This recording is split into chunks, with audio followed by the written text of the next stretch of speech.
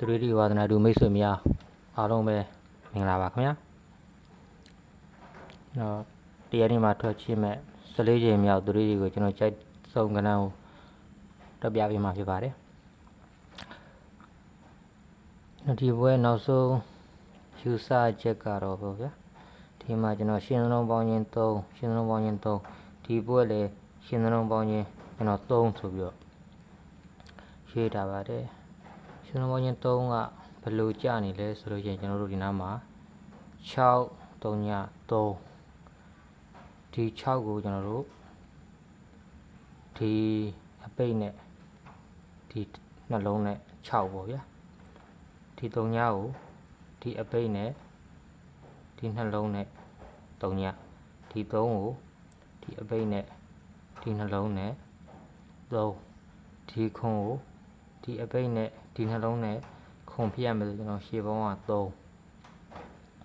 ရှေ့ပေါင်း3ကနောက်တစ်ချက်ဒီနားမှာဘယ်လိုရှိသလဲဆိုလို့ရှိရင်တို့6ကဲ1ကဲခွန်ရယ်3လုံးပေါင်းတော့4 9ရယ်1ကဲ8ကဲ3လုံးပေါင်းတော့8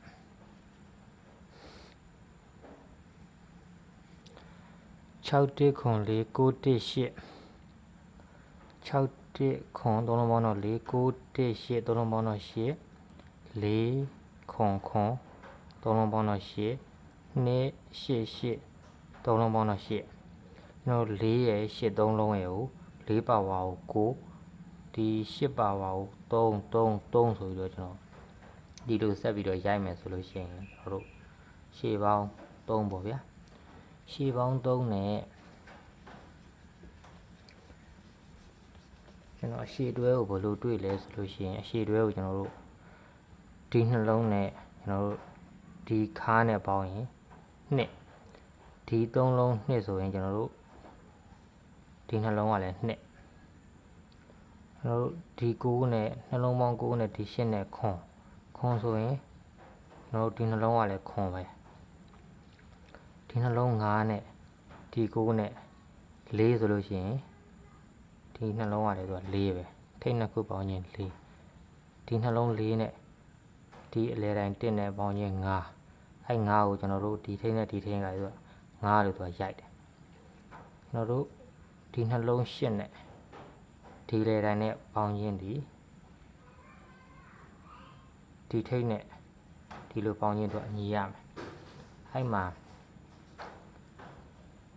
1ဆိုလို့ရှိရင်ဗျာ3ညပေါ့အဲ့မှာဘာထွက်လာဆိုရင်1ဆိုရင်3ည2ဆိုရင်1 3ဆို2 4ဆို3အဲ့လိုညီကိုပေါ့ဗျာညီကိုအတွဲ10တွေထွက်လာ5ဆို4 6ဆို5ခွန်ဆို6အဲ့လိုပေါ့ဗျာဒီမှာရှေ့နှလုံး3ဖြတ်ရမယ်ဆိုလို့ရှိရင်ကျွန်တော်တို့1 2နဲ့ခွန်6ရှေ့နှလုံးနဲ့ညီကိုဖြတ်ရမယ်နှလုံးပေါင်းရင်းနဲ့3ကြမယ်ဆိုလို့ရှိရင်တော့ကျွန်တော်တို့1 1နဲ့ခွန်6အတွဲဖြတ်ရမှာပေါ့ဗျာကျွန်တော်တို့ဒီမှာ2ထည့်လိုက်မယ်ဆိုရင်ဗျာ2ဆိုရင်ကျွန်တော်တို့ဒီ3လုံးပေါင်းကြီးက9ဒီ3လုံးပေါင်းကြီးကလည်း9ဖြတ်ရမယ်ဆိုတော့1ဝင်မှာပေါ့ဗျာဒီလိုပုံစံညီကိုကျွန်တော်တို့အခုခွန်6ဆိုလို့ရှိရင်လည်းခွန်6ဒီသုံးလုံးပေါင်းကြီးက4ဒီလို4ပေါ့ဗျာဒီအတွက်ရှည်တွဲချုပ်ဆိုင်ကတော့သူဒီညီကိုချုပ်ဆိုင်နေကျွန်တော်ရှင်းလုံးပေါင်းချင်း3မှန်လို့ရှိရင်ဒီချုပ်ဆိုင်ထဲမှန်မယ်ဆိုရင်ဒီတွဲ2တွဲပဲကျွန်တော်ကိုင်ရမယ်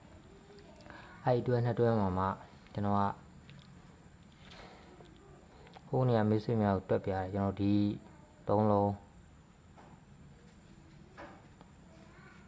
ဒီ3လုံးခွန်ဒီမှာခွန်ခါပေါ့ဗျာဒီ3လုံး8ခါဒီ3လုံး9ခါဒီလုံး1ခါအဲ့မှာဒီခွန်8 9 1တွေကိုကျွန်တော်ကဘယ်လိုယူဆလဲဆိုလို့ရှိရင်ဒီခွန်ကြောင့်ခွန်ရဲ့နှက်ခတ်ကျွန်တော်တို့ ဒီ3လုံးနဲ့ဒီကောင်နဲ့3ညဒီ8ကနှစ်ခတ်ကိုဒီသလုံး2နဲ့ဒီလေတိုင်းနဲ့8နှစ်ခတ်1လို့သူကပြန်ဖြည့်တယ်ပေါ့ဗျာဒီမှာဒီ9နှစ်ခတ်ကိုဒီသလုံး5နဲ့ဒီ1နဲ့သူက6လို့သူကပြန်ဖြည့်တယ်ဒီမှာ1ကို1နှစ်ခတ်ကိုသူက8ဖြစ်ဖို့ဒီသလုံး2နဲ့ဒီ6ခါမှဝင်မှ1နှစ်ခတ်8လို့သူကပြန်ပြီးတော့ရိုက်မှာပေါ့ဗျာ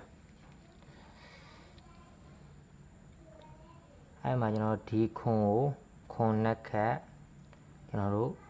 ဒီ3လုံးက3ညကျွန်တော်တို့ဒီ4လုံးက3ညဒီ8နှစ်ခတ်ကိုကျွန်တော်တို့ဒီ3လုံးက1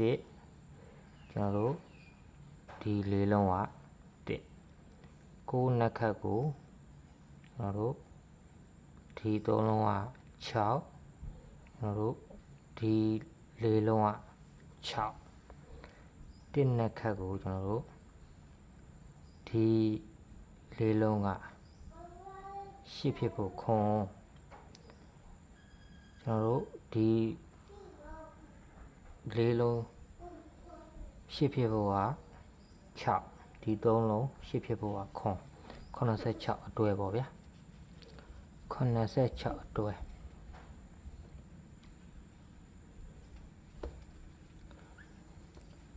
အဲ့ခွန်6ရှည်တွဲတော့ကျွန်တော်ကြိုက်ပါတယ်ခွန်6ကိုကျွန်တော်6ခွန်လို့လည်းကြိုက်တယ်6ခွန်60ခွန်အတွဲပေါ့ဗျာ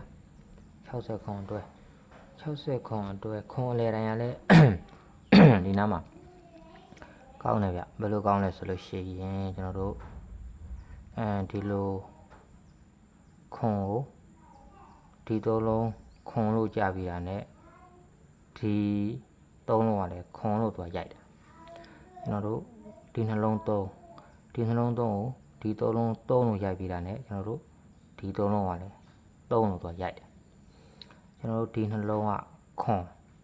ဒီနှလုံးခွန်ကိုကျွန်တော်တို့ဒီ3လုံးခွန်လို့ရိုက်ပြီးတာနဲ့ကျွန်တော်တို့ဒီ3လုံးကလည်းခွန်လို့သူကရိုက်တယ်ကျွန်တော်တို့ဒီနှလုံးက3ကိုကျွန်တော်တို့ဒီ3လုံး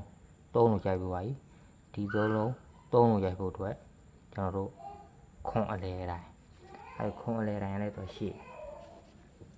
ခွန်အလဲတိုင်းလေးလှတယ်ဗျအဲလိုခွန်6ကြတော့ကျွန်တော်တို့ဒီနားမှာဒီသလုံးပေါင်းရင်3ညကိုကျွန်တော်တို့ဒီသလုံးက3ည1နှစ်ခွန်ဆိုရ3ညနောက်ဒီသလုံးပေါင်းရင်5ကိုကျွန်တော်တို့ခွန်1ဆိုတော့5လို့ပြန်ရိုက်3လုံးပေါင်းရင်နောက်ဒီသလုံးပေါင်းရင်9ကိုခွန်8ခွန်4ဆိုတော့9လို့ပြန်ရိုက်တယ်ဒီသလုံးပေါင်းရင်9ကိုကျွန်တော်တို့3ညခွန်2ဆိုပြီးတော့9လို့ပြန်ရိုက်ဒီပွဲတော့မှာ3ပေါင်း8ကိုကျွန်တော်တို့ဒီမှာ8 4နှစ်ဖြစ်နေ8ဖြစ်အောင်ကျွန်တော်တို့6ဝင်ရမယ်6အဲ6ထိပ်ကလည်းသူကကျွန်တော်ဒီနားမှာဒီ3လုံးပေါင်းခြင်း8ပေါ့ဗျာ1ခွန်3ည8အဲ8ကိုတော့2လုံး8ဒီ3လုံးပေါင်းခြင်း2ကိုကျွန်တော်2လုံး2မယ်ဒီ3လုံးပေါင်းခြင်း1ကိုကျွန်တော်2လုံး1မယ်ဒီ3လုံးပေါင်းခြင်းခွန်2လုံးခွန်မယ်ဆိုလို့ချင်းကျွန်တော်တို့6ထိပ်ပေါ့ဗျာအဲ6ထိပ်နဲ့ခွန်အလေတိုင်း60ခွန်ကဒီနားလေးမှာတော့ဘယ်လိုကြာနေလဲဆိုလို့ရှင်ဗျာဒီနှလုံး6ဆိုရင်ကျွန်တော်တို့ဒီ3လုံးက6ပါဝါ1ဒီနှလုံး6ဆိုရင်ဒီ3လုံးက6ပါဝါ1လို့တော့ရိုက်တယ်ကျွန်တော်တို့ဒီနှလုံး9လို့ရိုက်တာနဲ့ဒီ3လုံးက9ပါဝါ4လို့တော့ရိုက်တယ်ကျွန်တော်တို့ဒီနှလုံး6လို့ရိုက်လို့ရှိရင်6ပါဝါဒီ3လုံးက1ဆိုရင်ကျွန်တော်တို့ဒီလိုရိုက်မယ်ဆိုလို့ရှိရင်လည်းကျွန်တော်60ခွန်အတွက်ကျွန်တော်ခွန်6 6ခွန်ရှင်းနှလုံးပေါင်းခြင်း3နဲ့အဲ့အတွေ့ကြိုက်ပါတယ်ဒီပွဲကတော့အဲ့မှာတော့ပြီးတဲ့ပွဲက ပြီးတဲ့ဘက်ကမိတ်ဆွေကိုတော့ break လေးကျွန်တော်တွက်ပြနော် break လေးကကျွန်တော်နောင်ဘယ်လိုထပ်ပြီးတော့ကျန်တဲ့ဘက်ကပတ်ဖိုင်ဝမ်းမှာတွက်ပြတဲ့ break လေးကတော့ထားလိုက်ပဲမိတ်ဆွေများမှာတွေ့မှာပဲခုနောင် break လေးကဘယ်လိုထပ်တွေ့လဲဆိုတော့ကျွန်တော်တို့ဒီနှလုံးပေါင်းခြင်းခွန်ဒီနှလုံးပေါင်းခြင်း2ဒီနှလုံးပေါင်းခြင်း2ဒီနှလုံးပေါင်းခြင်း2ခွန်တစ်ချက်2 3ချက်ပေါ့ဗျာခွန်တစ်ချက်2 3ချက်ကိုသူကဘယ်လိုပြန်ဖြေလဲဆိုရင်ဒီနှလုံးခွန်ကိုဒီ3လုံးပေါင်းခြင်း4နဲ့ဒီ break 3နဲ့ခွန်လို့သူကရိုက်တယ်ဒီနှလုံးခွန်ဒီနှလုံး2ကိုဒီ3လုံးပေါင်းခြင်း4နဲ့ break 8နဲ့2လို့သူကရိုက်တယ်ကျွန်တော်တို့ဒီနှလုံးပေါင်းခြင်း2အဲ့2ကိုကျွန်တော်ဒီ3လုံးပေါင်းခြင်း5နဲ့ break ခွန်နဲ့2လို့သူကပြန်ဖြေတယ်ကျွန်တော်ဒီဘွဲဒီနှလုံးပေါင်းခြင်း2အဲ့2ကိုဒီ3လုံးပေါင်းခြင်း8နဲ့ break 4ဝင်မှ2ပေါ့ဗျာ break 4ဝင်မှ2 break 4ကနောက်ဘယ်လိုရှိသေးလဲဆိုလို့ရှိရင်ကျွန်တော်တို့ဒီ3လုံးပေါင်းခြင်း2အဲ့2ကိုကျွန်တော်တို့ဒီနှလုံး9နဲ့ break 3နဲ့2လို့ဆိုရိုက်ကျွန်တော်တို့ဒီ3လုံးပေါင်းခြင်း5အဲ့5ကိုဒီနှလုံး9နဲ့ break 8နဲ့5လို့ပြန်ဖြေဒီ3လုံးပေါင်းခြင်း1အဲ့1ကိုကျွန်တော်တို့ဒီနှလုံး4နဲ့ခွန် break နဲ့1လို့ဆိုပြန်ရိုက်ကျွန်တော်တို့ဒီ3လုံးပေါင်းခြင်း5အဲ့5ကိုကျွန်တော်တို့ဒီနှလုံး1နဲ့ break 4မှာ5လို့ပြန်ဖြေ5လို့ပြန်ဖြေမယ်ဆိုတော့ break 4ပေါ့ဗျာ break 4ကိုကျွန်တော်တို့ခွန်6 6ခွန်1ပေါ့ဗျာဒါ break 4နဲ့ break 4နဲ့ကျွန်တော်ဒီနှစ်ကွက် break 4နဲ့အဲ့နှစ်ကွက်မှာမှတိအပိတ်ကကျွန်တော်မိတ်ဆွေဘယ်လိုတွေ့လဲဆိုလို့ရှိရင်ကျွန်တော်တို့ဒီနားမှာဒီ3လုံးပေါင်းခြင်း8ဟောဒီ4လုံးပေါင်းခြင်း8ကျွန်တော်တို့ဒီ4လုံးပေါင်းခြင်း9ဒီ4လုံးပေါင်းခြင်း9ဒီ4လုံးပေါင်းခြင်း9အဲ့မှာသူက8တစ်ချက်နဲ့9လို့သူပြန်ရိုက်တယ်ဗောဗျာ9 3ချက်8တစ်ချက်နဲ့9 3ချက်အဲ့8တစ်ချက်နဲ့9 3ချက်မှာကျွန်တော်တို့ဒီ4လုံးပေါင်းခြင်း8ကိုကျွန်တော်တို့ဘယ်လိုပြန်ရှင်းလဲဆိုကျွန်တော်တို့ဒီ4လုံးပေါင်းခြင်း8လို့သူပြန်ရိုက်တယ်ဒီ4လုံးပေါင်းခြင်း9အဲ့9ဒီ4လုံးပေါင်းခြင်း9လို့သူပြန်ရိုက်တယ်ဒီ4လုံးပေါင်းခြင်း9အဲ့9ကိုကျွန်တော်တို့ဒီ4လုံးပေါင်းခြင်း9လို့သူပြန်ရိုက်ဒီ4လုံးပေါင်းခြင်း9အခုဒီ4လုံးပေါင်းခြင်း9ပေါ့ဗျာအဲ့9ကိုကျွန်တော်တို့ဒီ4လုံးပေါင်းခြင်း9ဖြစ်ရမယ်ဆိုလို့ရှိရင်ကျွန်တော်တို့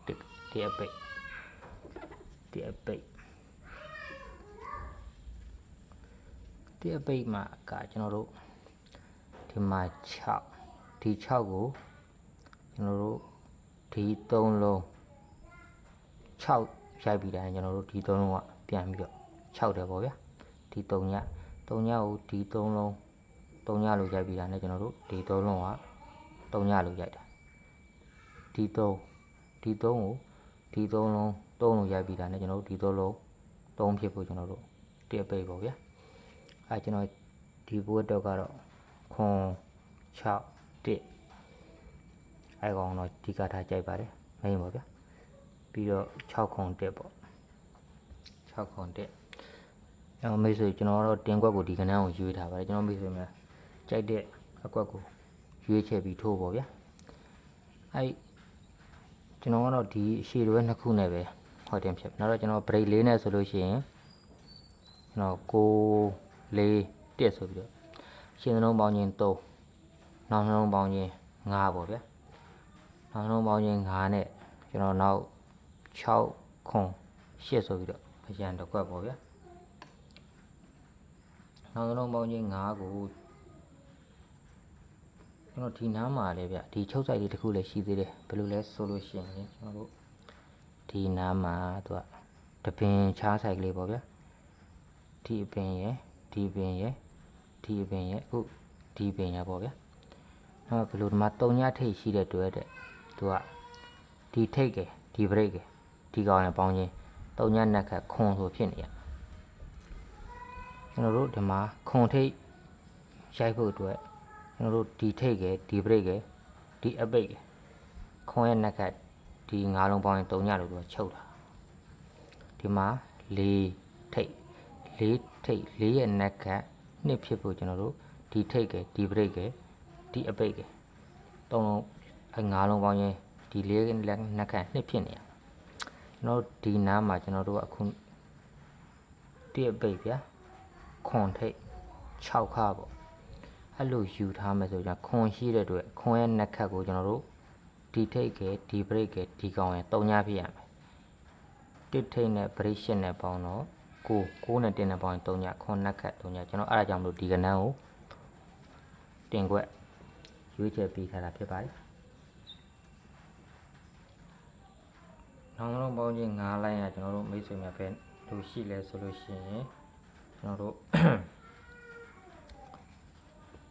ဘယ်လိုရှိတယ်လဲဆိုလို့ရှိရင်ကျွန်တော်ဒီနှလုံးပေါင်းချင်းကျွန်တော်တို့3လို့ရိုက်တယ်အဲ့3ကိုကျွန်တော်တို့ဒီ3လုံးလို့ရိုက်ပြီးတော့ဒီရှင်းနှလုံး1နဲ့ဒီနောက်နှလုံး2နဲ့3လို့တော့ပြန်ဖြည့်ကျွန်တော်ဒီမှာဒီနှလုံး8ဒီနှလုံး8ကိုကျွန်တော်တို့ဒီ3လုံး8လို့ပြန်ရိုက်ပြီးတော့ကျွန်တော်တို့ဒီနှလုံး4နဲ့ရှင်းနှလုံး4နဲ့နောက်နှလုံး4နဲ့8ဆိုပြီးတော့ပြန်ဖြည့်ကျွန်တော်တို့ဒီနှလုံးပေါင်းခြင်းက4အဲ့4ကိုကျွန်တော်တို့ဒီ3လုံးက4လို့သူက1 3 3ည4လို့ရိုက်ပြီးတာနဲ့ကျွန်တော်တို့ဒီရှင်းနှလုံး9နဲ့နောက်နှလုံး5နဲ့သူက4လို့ပြန်ဖြည့်သွားတယ်ဒီမှာဒီနှလုံး8ဒီနှလုံး8ကိုကျွန်တော်တို့ဒီ3လုံး8လို့သူရိုက်ပြီးသွားတယ်ဒီ4လုံး8လို့ပြန်ရိုက်ဖို့အတွက်ကျွန်တော်တို့ဒီမှာရှင်းနှလုံး3ဖြစ်တဲ့အတွက်ကျွန်တော်နောက်ပေါင်းခြင်း5ပေါ့ဗျာ8ဖြစ်အောင်အဲကြောင့်ကျွန်တော်နောက်ပေါင်း5နဲ့ဒီ2ကွက်ရွေးချယ်ပေးထားပါတယ်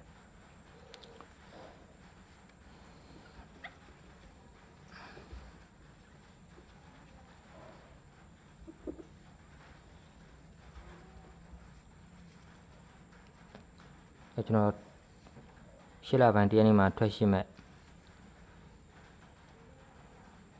14ချိန်မြောက်သူရိကဏ္ဍကိုကျွန်တော်ရိုက်ဆုံးကဏ္ဍကတော့ခွန်6 1 6ခွန်1အရန်ပေါ့ဗျာဒါကတော့ဒီကမိတ်ပြီးတော့6ထိပ်စီရှိတဲ့အတွက်6 4 1ဒါရှင်းလုံးပေါင်းရင်3နောက်ပေါင်းရင်5ဒီမှာ6ခွန်8နောက်လုံးပေါင်းရှင်းလုံးပေါင်းရင်3နောက်လုံးပေါင်းရင်5နဲ့ဒီကွက်ရွေးချက်ပေးထားပါတယ်ကျွန်တော်မိတ်ဆွေများကြိုက်ရတဲ့မိတ်ဆွေများလိုက်ပါကန်ဆန်းလို့ရပါတယ်ခင်ဗျာအားလုံးကံကောင်းကြပါစေ